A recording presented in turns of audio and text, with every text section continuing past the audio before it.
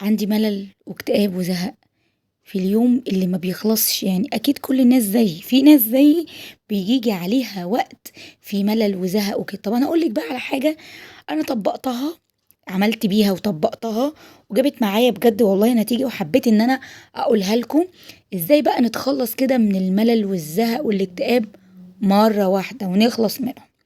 اول حاجه لازم نغير من الروتين بتاعنا.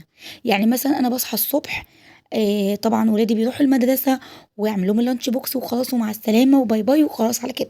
هبدا انا بقى اليوم اللي بيبقى عندي فيه ملل وزهق، وبصحى من النوم كده، اكيد في ناس زيي بيصحوا من النوم كده زهقانين وقرفانين ومش طايقين نفسهم اصلا ولا طايقين حد.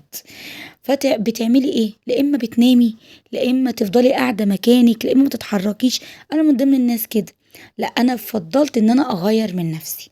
اعمل ايه؟ لا انا هصحى اليوم ده وهعمل تحدي بيني وبين نفسي، ان انا اتحدى نفسي وان انا اقوم اشغل قرآن. وبحب قوي قوي قناة القرآن الكريم بتاعت السعودية، بتبقى الساعة 7 كده بتبدأ تشغل سورة البقرة ولحد القرآن لآخره.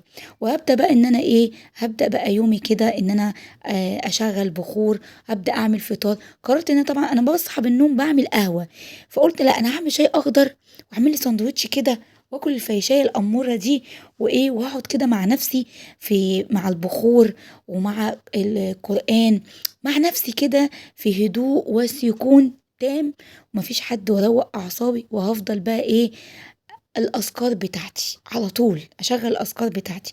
والله والله والله بتجيب نتيجه فظيعه.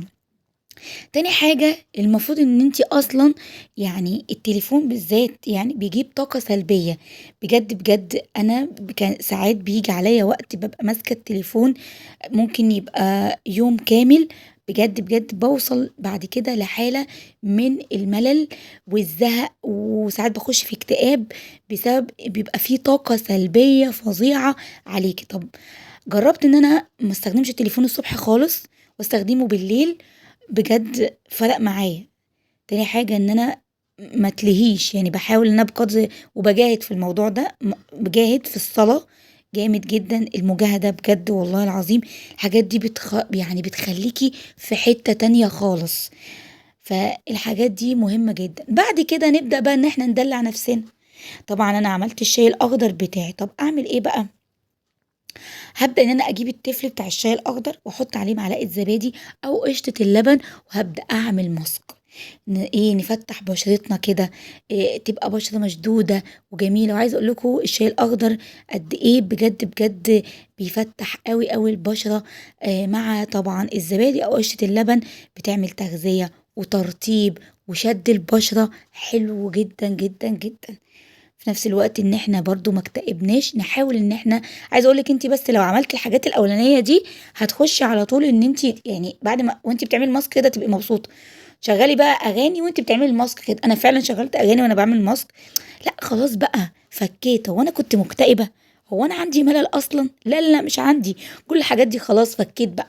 ما انا خلاص عملت الاساسيات المفروض ان انا بعملها في يومي الطبيعي. فلما يبقى عندي ملل ولما يبقى عندي يعني اكتئاب او داخله في مرحله اكتئاب، لا ده انا لازم اقوم وافوق. طبعا عملت الماسك ولبست ورحت جبت ولادي من المدرسه وجبت حاجات من السوق ورجعت تاني، وجبنا حبه حاجات بقى من السوبر ماركت، وقررت بقى اعمل القهوه اللذيذه بتاعتي. والشوكولاته دي بحبها قوي، على طول بجيبها مع، يعني بحب اكلها جدا مع القهوه.